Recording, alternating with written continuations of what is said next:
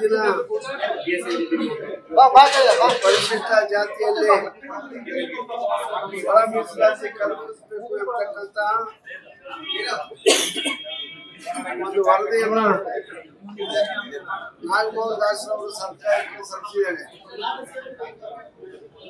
ನಮ್ಮ ಮುಖ್ಯಮಂತ್ರಿಗಳಾದಂತಹ ಶ್ರೀಮಂತ ಸಿದ್ದರಾಮಯ್ಯನವರು ಸಾಮಾಜಿಕ ನ್ಯಾಯದ ಅಧಿಕಾರಿಗಳು, ಅವರಿಗೆ ಒಂದು ಸುವರ್ಣ ಅವಕಾಶ ಲಭಿಸಿದೆ.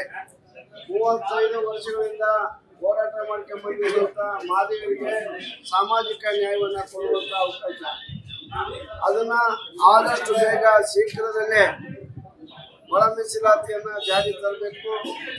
ಈಗ ಬರುವ ಗುರುವಾರ ಅದನ್ನು ಸಚಿವ ಸಂಪುಟದಲ್ಲಿ ಮಂಡಿಸಬೇಕು. ಈಗ ಮುಂದೆ ಕರೆದಿರ್ತಕ್ಕಂಥ ಅಧಿವೇಶನದಲ್ಲೇ ಇದನ್ನ ಚರ್ಚೆ ಮಾಡಿ ಬಿಲ್ ಅನ್ನ ಪಾಸ್ ಮಾಡಿ ಸುಪ್ರೀಂ ತಂದು ಆಗಸ್ಟ್ ತಿಂಗಳಲ್ಲೇ ಜಾರಿ ಮಾಡಬೇಕು. ಆಗಸ್ಟ್ ತಿಂಗಳು ಸ್ವತಂತ್ರ ದಿನಾಚರಣೆಯ ವರ್ಷ.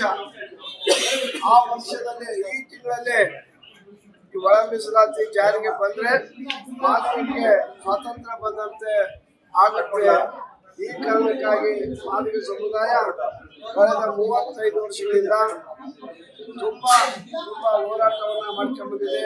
ಅವರಿಗೆ ಆಗಿರ್ತಕ್ಕಂಥ ಅನ್ಯಾಯವನ್ನ ಎಲ್ಲಾ ಸರ್ಕಾರದ ಬಗ್ಗೆಯೂ ಕೂಡ ಮನವಿಯನ್ನ ಮಾಡ್ಕೊಂಡಿದ್ದೀವಿ, ಬೇಡ್ಕೊಂಡಿದ್ದೀವಿ. ಈಗ ಅಂತಿಮವಾಗಿ ಸುಪ್ರೀಂ ಕೋರ್ಟ್ ಆಜ್ಞೆ ಮಾಡಿದ್ರಿಂದ ಈ ಒಂದು ಒಳ ಮೀಸಲಾತಿ ಕಲ್ಪಿಸಲಿಕ್ಕೆ ನಮ್ಮ ಸರ್ಕಾರಕ್ಕೆ ಸಿದ್ದರಾಮಯ್ಯ ಅವರಿಗೆ ಒಂದು ಅವಕಾಶ ಆಯಿತು.